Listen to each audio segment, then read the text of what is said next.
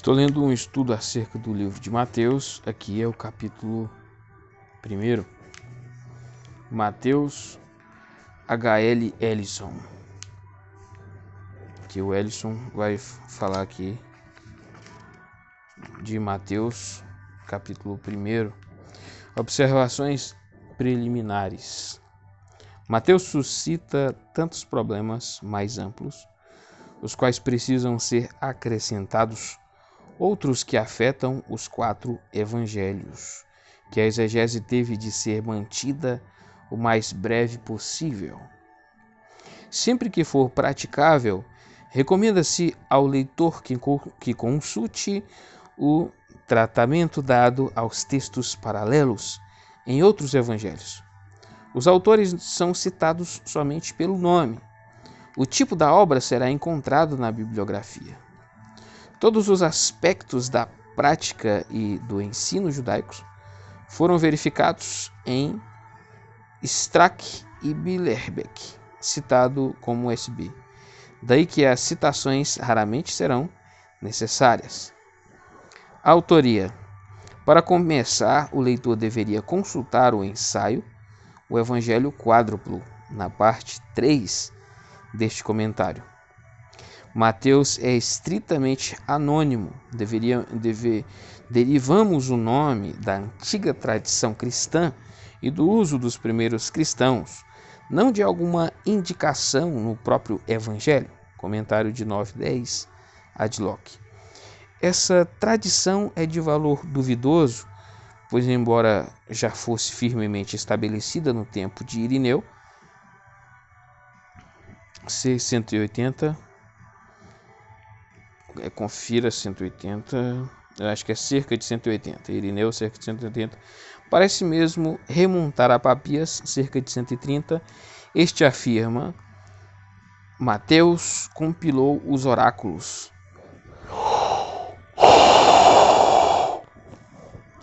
logia em hebraico, e cada um os traduziu da melhor forma possível.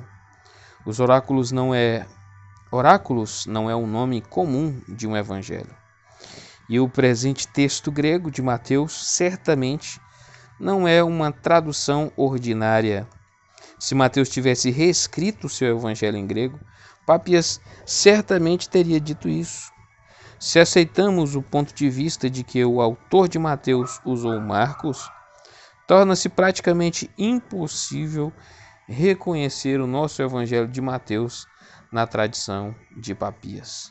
Parece preferível pressupor que o autor anônimo combinou Marcos com outro material, em particular os oráculos de Mateus, que provavelmente continham principalmente ensinos. Assim, o nome de Mateus ficou associado ao evangelho como um todo. Esse ponto de vista é apoiado por Tasker, página 11/7. Que é 11 a 17 no caso, né? E barra conta o valor mais 7. 11 a 17. Stonehouse, num estudo inteiramente conservador, embora apoie Mateus como autor, concorda em que ele usou Marcos, capítulo 2, e nega que o evangelho seja uma tradução, capítulo 3. Guthrie, página 31 a 42, chega a conclusões semelhantes, depois de apresentar a maioria dos pontos de vista concorrentes, data e propósito. Exceto nos círculos em que é considerado o evangelho mais antigo, Mateus normalmente é datado entre 75 e 80, mas confira Robinson. O seu autor, que pode ter conhecido Mateus, se não foi o próprio apóstolo, era membro de uma igreja, possivelmente a de Antioquia, em que os cristãos judeus eram em grande número, mas ele não escreveu exclusivamente para eles. O autor tinha em mente que o seu evangelho servisse à igreja como um material de ensino. Isso explica a sua incomum estrutura em 5 partes, vê a seguir. Essa divisão quíntupla fez surgir recentemente a ideia de que temos aqui um Pentateuco cristão, com o Sermão do Monte assumindo o lugar da entrega da lei no Sinai. Aceita-se agora que Mateus quebra os grilhões de qualquer dessas categorias artificiais, incluindo as mais antigas de evangelho judaico, evangelho real, etc. Antes, a igreja, a quem os privilégios de Israel haviam sido estendidos, é apresentado um retrato bem acabado do seu rei. Já Papias comentou acerca da falta de ordem cronológica em Marcos e Cole, página 35.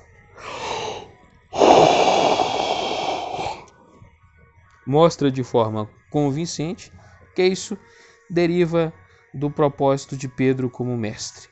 O que Marcos fez para a narrativa, Mateus conduziu adiante e fez também para o ensino, acrescentando material ilustrativo aos grandes blocos de ensino. Todo o ensino é de Cristo, mas não devemos pressupor que tudo tenha sido necessariamente transmitido no contexto em que encontramos hoje. Epílogo, paixão e morte de Jesus. Aqui vai falar o prólogo, nascimento e infância. 1, 2, 3, 4, 5. Prólogo, nascimento e infância. Capítulo 1, narrativa, anunciação, aparição do Messias. E 2, ensino, sermão do monte. 2, capítulo 2, narrativa e ensino. A narrativa é milagres na Galileia. E o ensino é a missão dos 12. Então aqui está tudo separado por narrativa e ensino. Narrativa e ensino, né, de anunciação e aparição de Jesus, 3:1 a 4:25. E ensino é o Sermão do Monte, capítulo 5. Depois, no 2, a narrativa são os milagres na Galileia, do 8:1 a 9:34. E o 2, o ensino é a missão dos 12, que está no capítulo 9:35 a 11:1. Terceiro capítulo a narrativa é hostilidade crescente, está no capítulo 11.2 a 12:50.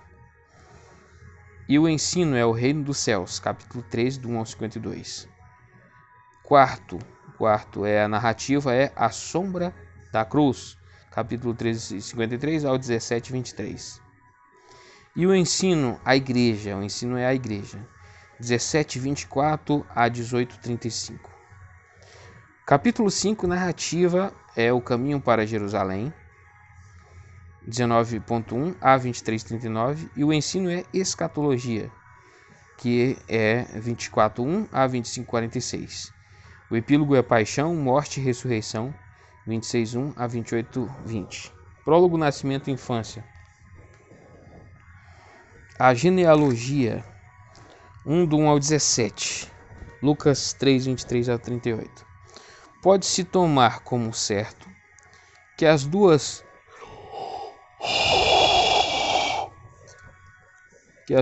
genealogias sejam de José. A de Mateus mostrando sua reivindicação legal ao trono e a de Lucas mostrando a sua real ascendência. O ponto de vista de que Lucas apresenta a genealogia de Maria conflita com a linguagem utilizada. Parece ter sido desconhecido na igreja primitiva e atingiu proeminência somente por volta de 1490 depois de Cristo. HDB, volume 2, página 138b.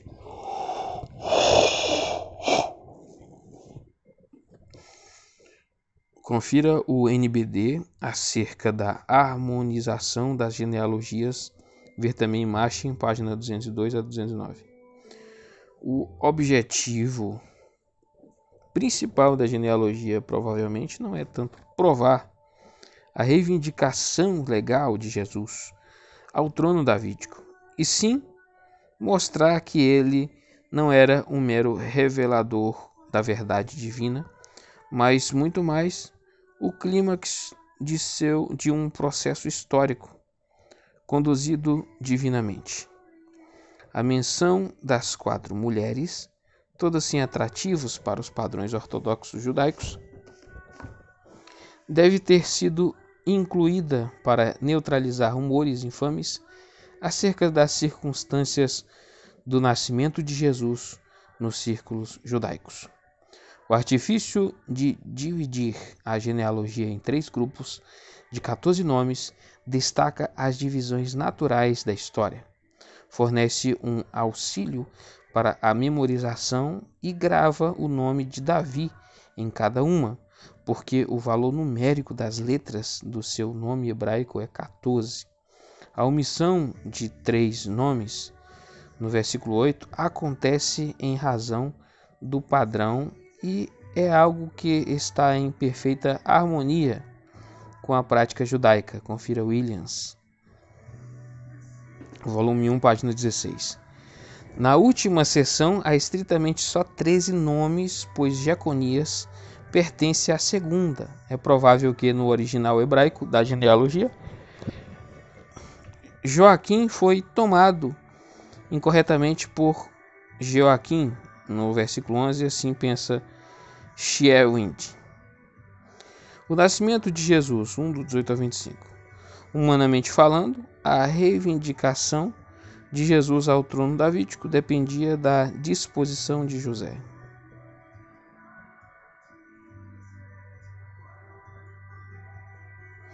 O seu pai legal de aceitá-lo como seu filho. Por isso, Mateus apresenta somente a versão de José da história. 5. Uma discussão breve do nascimento virginal do comentário de Lucas 1, 26 ao 38.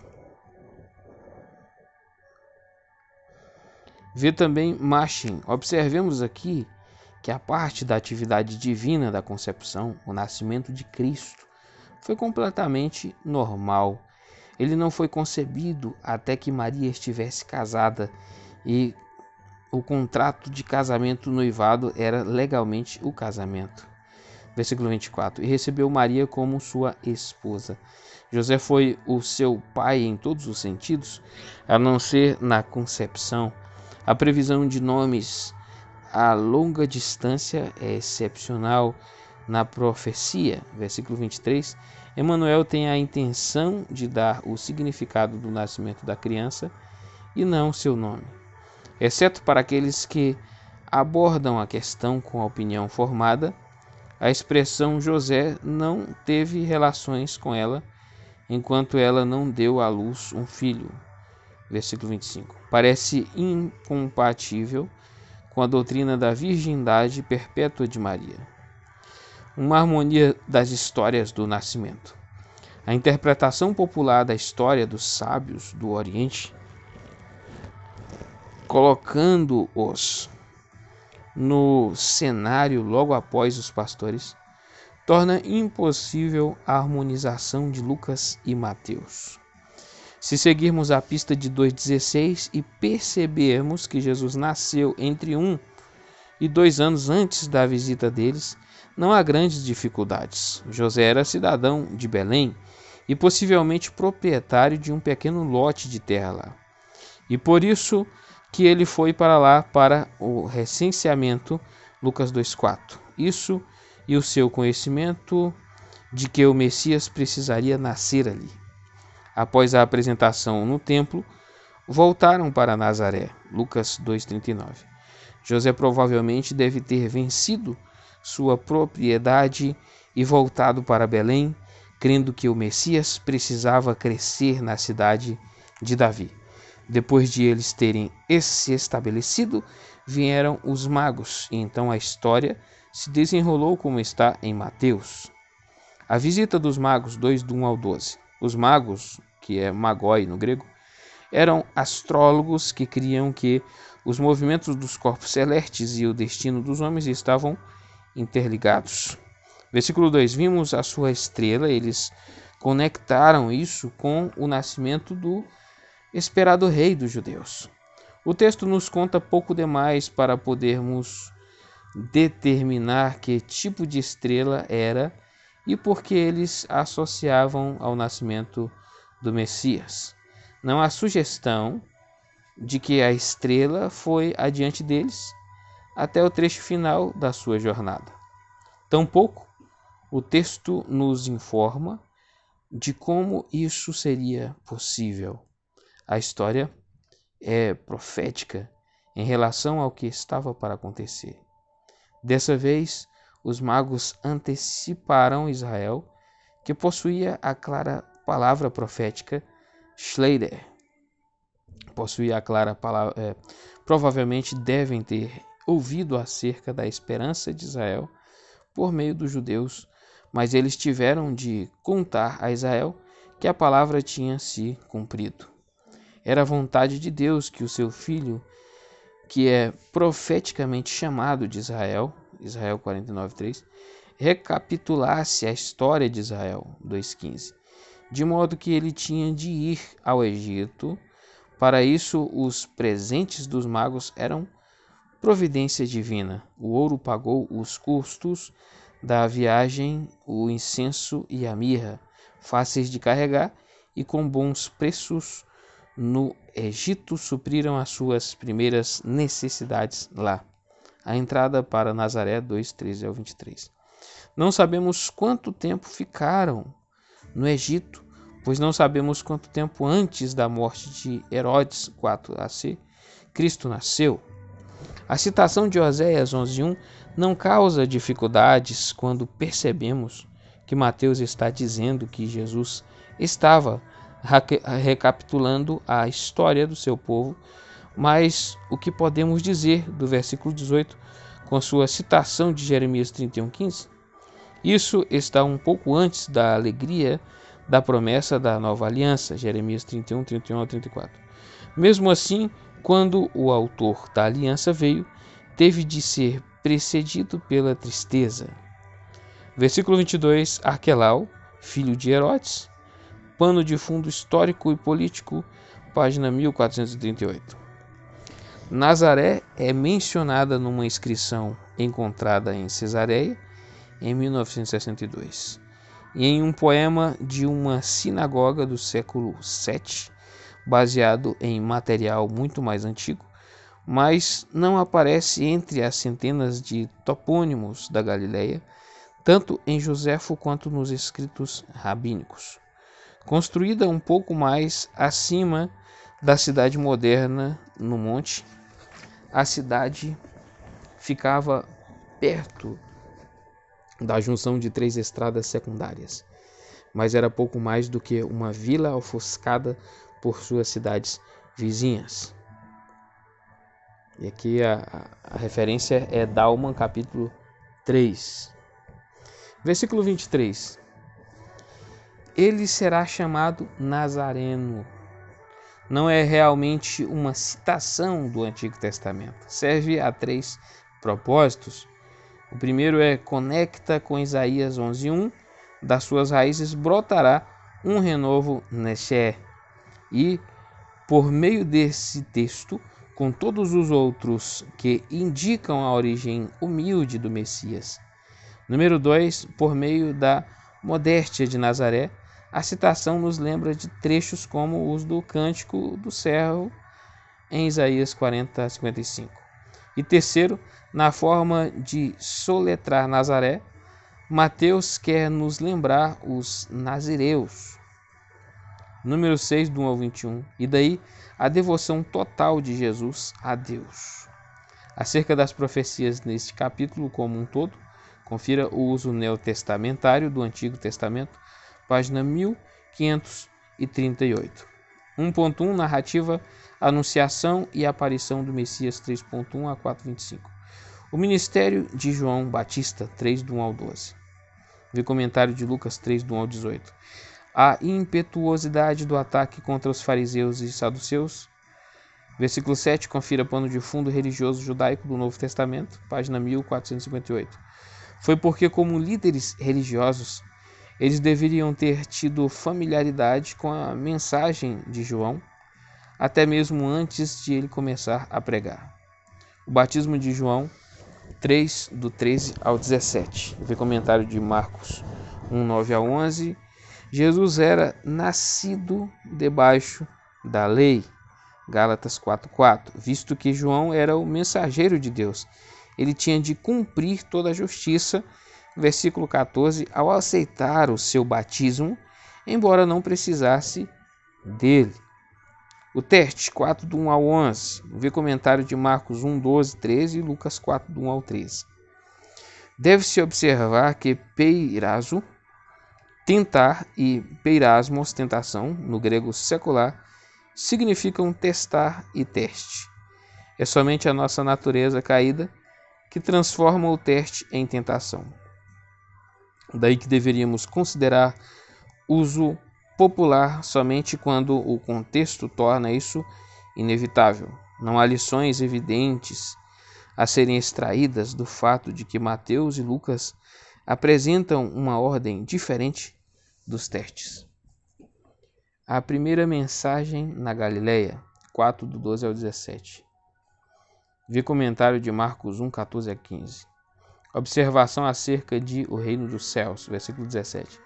Nessa época, o judeu piedoso que falava o aramaico evitava não somente o nome da revelação, Javé, ao substituí-lo por Adonai, Senhor, mas também Elohim, Deus, no lugar do qual usava especialmente Hashem, o nome, que significa o nome, né? Macom, que significa espaço, e Chamaim, que significa céu. O último destes é encontrado especialmente na expressão Malkut Chamaim, o reino do céu. A tentativa de encontrar alguma diferença entre o significado de reino do céu e reino dos céus é um dos exercícios menos úteis que herdamos na exegese do Novo Testamento. O paralelismo repetido entre o reino dos céus em Mateus e o reino de Deus em Marcos e Lucas deveria por si só já ter mostrado que os dois são idênticos. O uso rabínico prova isso. Jesus deve ter usado normalmente reino dos céus. Mateus preservou isso com exceção de 12, 28, 19, 24 e 21, 31. Porque os seus leitores tinham familiaridade com isso.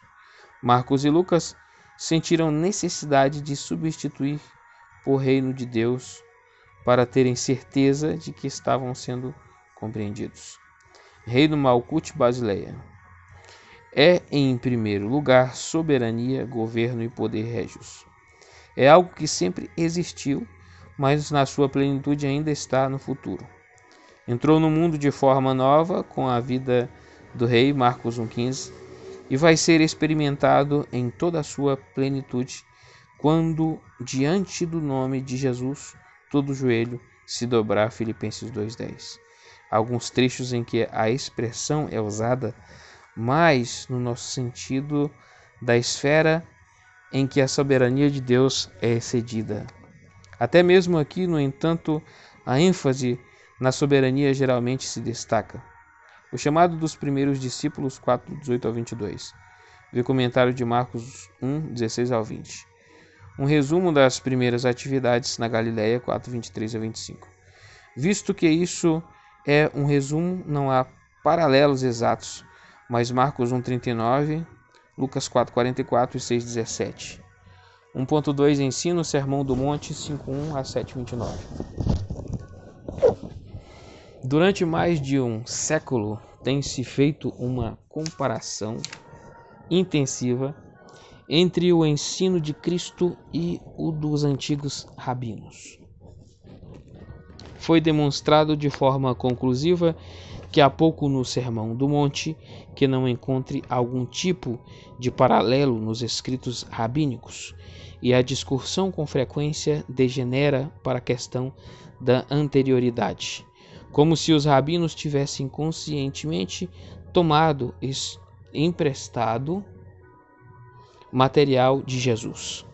As semelhanças são devidas ao fato de que ambos fundamentaram o seu ensino no Novo Testamento, mas enquanto os paralelos rabínicos são obtidos por meio do exame de centenas de milhares de palavras, a composição breve do Sermão do Monte é a única em que se pode a única em seu poder de balançar aqueles que estão preparados a se expor ao seu choque concentrado. Não se faz aqui nenhuma tentativa de discutir a relação entre estes capítulos e o sermão da planície, Lucas 6, 17 a 49. Não há fundamento para pressupormos que tudo que está registrado aqui por Mateus precisa ter ocorrido numa ocasião, ou que Jesus não repetia seus próprios discursos ou parte deles, às vezes com considerável variação. As bem-aventuranças. 5 do 3 ao 12. Confira Lucas 6, do 20 ao 23. O contraste entre o sermão e a promulgação da lei no Sinai está no seu ápice aqui. A lei começa com os 10 mandamentos que estabelecem as leis fundamentais que governam o comportamento daqueles que começariam um relacionamento de aliança com Deus. As bem-aventuranças são dirigidas àqueles que mostram, por meio da sua vida, que já satisfizeram as exigências do decálogo. O sermão está tão distante de ser uma nova lei, como creem alguns dispensacionalistas, que descreve a vida dos que pela graça foram aprovados sem lei. Acerca do versículo 3, Isaías 11, 4, 57, 15, 61, acerca do versículo 4, Isaías 61, acerca do versículo 5, Salmos 37, 11, acerca do versículo 6, Isaías 55, 1, acerca do versículo 8, Salmos 24, 3. Sal e luz. 5 do 13 ao 16. Confira Lucas 11, 33, 14, 34, 35. O destaque continua sendo no caráter e não nas obras. Sal e luz funcionam em virtude do que são e não do que fazem. Provavelmente é o valor de conservação e não de tempero que está sendo destacado aqui. Versículo 13. Se o sal perder o seu sabor, isso geralmente se explica em virtude de o sal ser a camada exterior do salgema, sal de rocha, em que a salinidade se perdeu em virtude da ação do sol e da chuva, sal NBD, ou porque foi adulterado, Eminade Filson, sugere ambos os aspectos. Nenhum deles, no entanto, se enquadra no contexto. Antes, destaca-se o que é fisicamente impossível. Schneewind, pois mostra que o discípulo sem um efeito salgado nunca foi um verdadeiro discípulo. Observe que a luz, versículo 16, não são as nossas boas obras, mas o meio pelo qual as pessoas percebem que elas são boas.